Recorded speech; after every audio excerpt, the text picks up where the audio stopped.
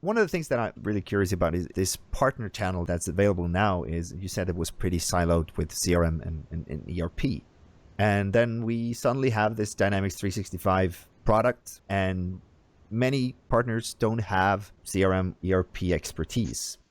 But is that sort of like the road that you're going forward now is, well, you should have everything and you should cover all of the areas, or you should try to focus on one of the application types?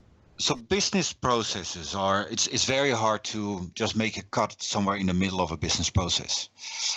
So this is an opportunity for partners to basically extend their services to customers, and really focus on the added value and being a trusted advisor to customers using the software.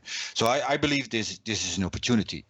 Of course, partners need to focus. By having Microsoft managing some of the kind of the plumbing of the system, management of the service, I think partners can actually reallocate the focus to kind of that business process advice, as well as being the trusted advisor. So I think that's an important shift.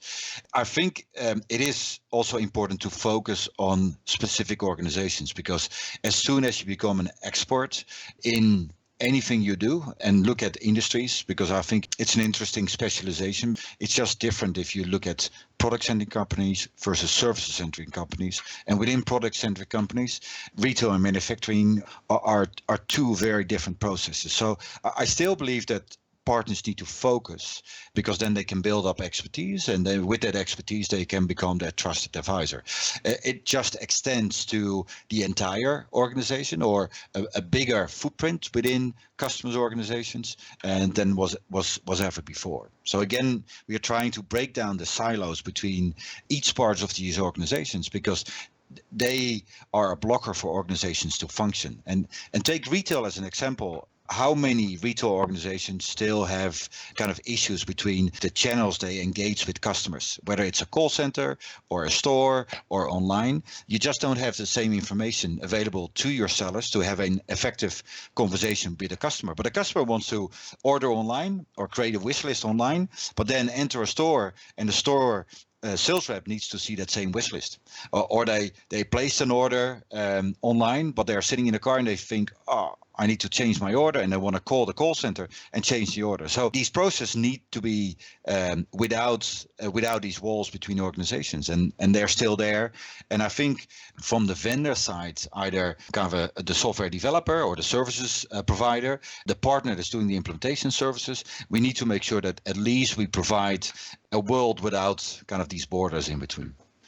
So one of the things that exactly that case that you're talking about or referring to there is everything looked at there is something that is in operations at the moment. But then again, the customer service part in CRM might be way better. One of the hints that I got that something is afoot was that when AX7 was released, there was not a single workspace for sales.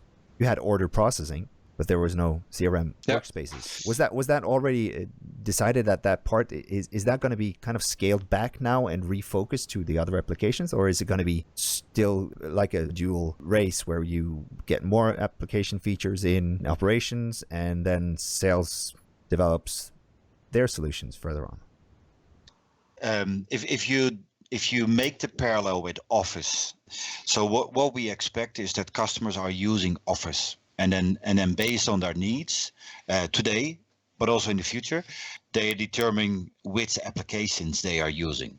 So we will see a similar thing on the Dynamics side. So we expect organizations to adopt Dynamics 365 and then choose, depending on their business needs, which apps they are going to invest in. And we want these apps to be smaller, more focused, mature apps for specific business problems. We are going through that transition as you described. So we're going from monolithic systems, and we will parse out business processes, a limited scope of business processes that we create in separate apps. So if you take the example of customer service or sales for that matter, yes, the investments are going to these apps to make sure that we address these specific processes, but we need to make sure that both from the vendor side and the implementation side, as well as the user side, that we always look at the bigger picture, at the business processes, and making sure that we implement multiple apps to support an end-to-end business process.